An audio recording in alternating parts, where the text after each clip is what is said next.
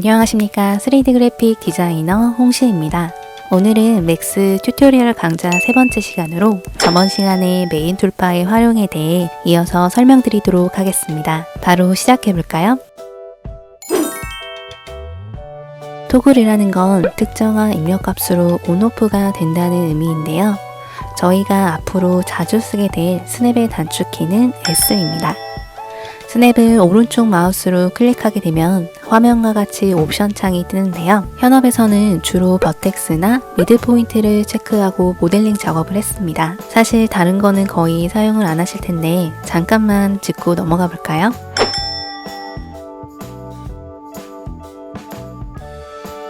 옵션에서는 Enable Axis Constraint이 중요한데요. 다음 작업 화면을 보고 차이를 설명드리겠습니다. 여기 의자가 있는 맥스 파일을 열었는데요. 이 박스를 테이블이라 가정하고 의자를 테이블 바닥 레벨과 동일하게 맞춰보겠습니다. Enable Axis Constraint을 체크한 뒤 W 단축키로 Move 기지모를 활성화할게요. 그리고 S 단축키로 스냅을 켜준 뒤 위아래로만 움직일 거기 때문에 기지모의 Y축을 클릭해서 선이 노란색으로 바뀐 것을 확인한 뒤 테이블의 바닥 레벨에 맞춰서 화면과 같이 내려줄게요. 가끔 기지모의 쭉 방향을 마우스로 클릭할 때가 번거로울 때가 있는데요. 이럴 때는 툴바의 빈 곳을 오른쪽 마우스로 클릭해서 Axis Constraint을 체크를 해줍니다. 그러면 이렇게 X, Y, Z, X, Y라는 보다 직관적인 메인 툴바 아이콘 메뉴가 추가가 되는데요. 제일 왼쪽에 점선 모양의 마우스 커서를 올려서 이동해주고 싶은 자리에 놔주시면 됩니다. 그러면 이렇게 아이콘을 클릭해주면 선택된 축 방향으로 노랗게 바뀌는 게 보이시죠?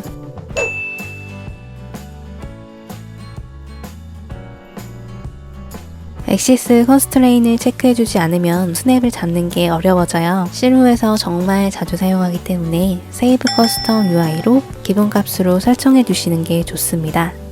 참고로 기지모를 좀 더 큰 사이즈로 보고 싶다면 커스터마이즈의 프리퍼런스에서 사이즈 값을 조절해 주시면 됩니다.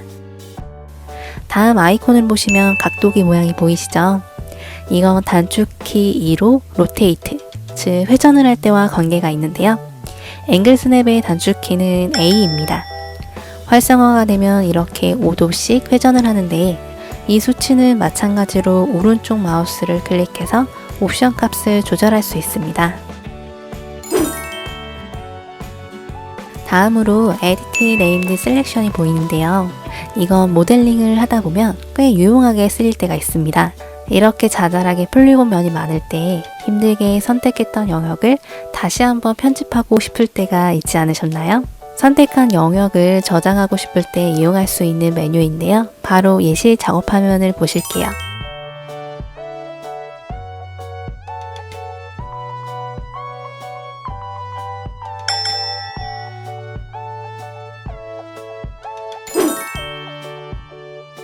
미러는 피벗 포인트를 기준으로 대칭 복사를 해주는데요. 긴 말 할 거 없이 예시 파일을 통해 실무에서 어떻게 활용이 되는지 보여드리겠습니다.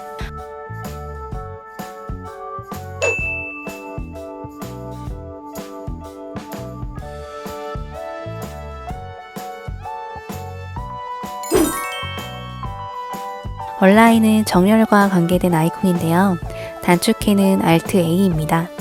미러나 얼라인 둘 다 피벗 포인트를 기준으로 설정되기 때문에 다음 예시 파일을 통해 피벗 포인트 위치를 바꾼 뒤 얼라인 정렬하는 과정을 보여드릴게요.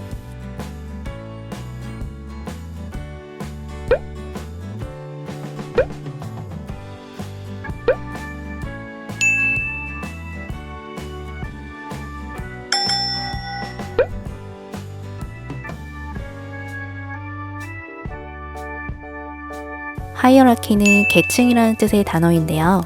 맥스에서는 이렇게 피벗 포인트, 즉 오브젝트의 기준 중심점에 위치를 이동해주는 역할을 담당합니다.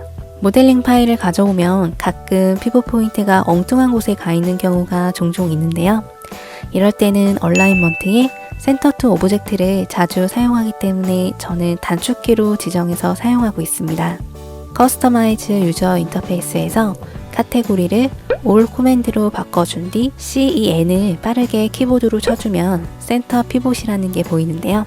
저는 Alt-C로 단축키를 지정했습니다. 맥스는 기능이 많기 때문에 단축키를 생활화하시는 게 앞으로의 작업시간 단축에 정말 중요한데요.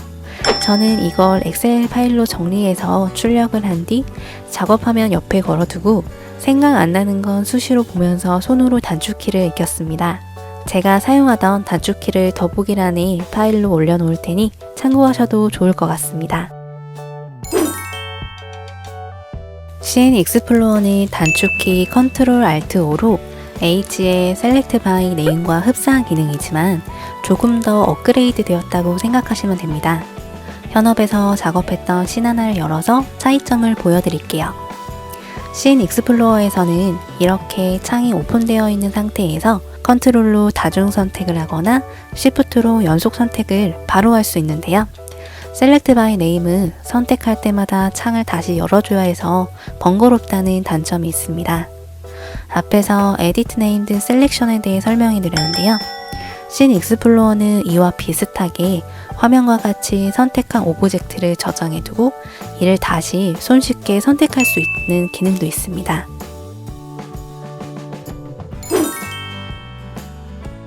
이건 메인 툴바에 있는 기능은 아니지만 공동 작업을 하신다면 중요한 부분인 것 같아 짚고 넘어가 보도록 하겠습니다.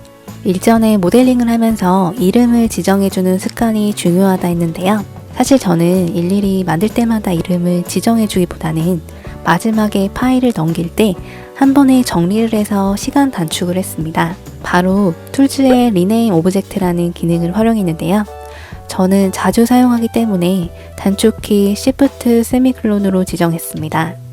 CN 익스플로어를 열어서 박스 오브젝트들을 선택하고 이름을 수정해 볼게요. 프리픽스는 이름 제일 앞에 붙는 건데 체크를 해주고 홍시 언더바라고 입력을 해줄게요. 그러면 이렇게 이름이 한 번에 바뀌는 게 보이시죠? 만약 기존 이름에서 앞이나 뒤에 글자나 숫자를 삭제하고 싶으면 화면과 같이 삭제할 개수를 숫자로 입력만 해주시면 됩니다. 이렇게 하면 내가 작업한 파일을 취합하는 사람이 겹치는 이름이 없어서 머지할 때 깔끔하게 취합할 수 있겠죠?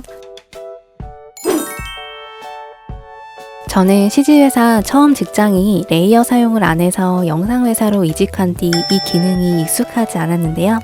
알고 보면 별거 없고 익숙해지면 그룹으로 정리하는 것보다 훨씬 간편하고 가볍기 때문에 이번 시간에 꼭 레이어 기능에 대해 정복하고 가시기 바랍니다.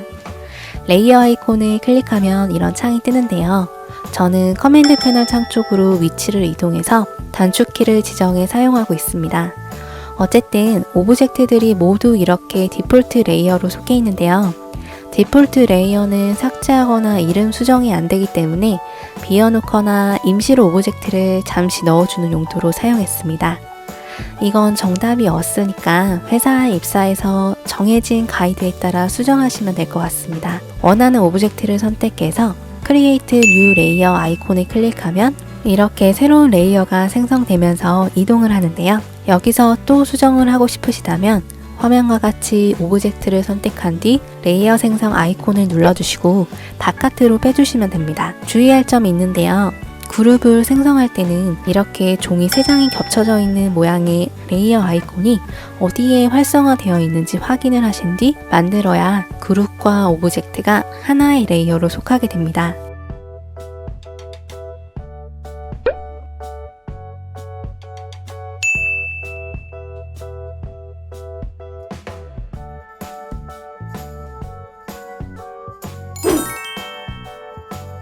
오른쪽 하단의 뷰포트 내비게이션 컨트롤에 대해서도 실무에서 자주 사용하는 기능 위주로 설명드릴게요.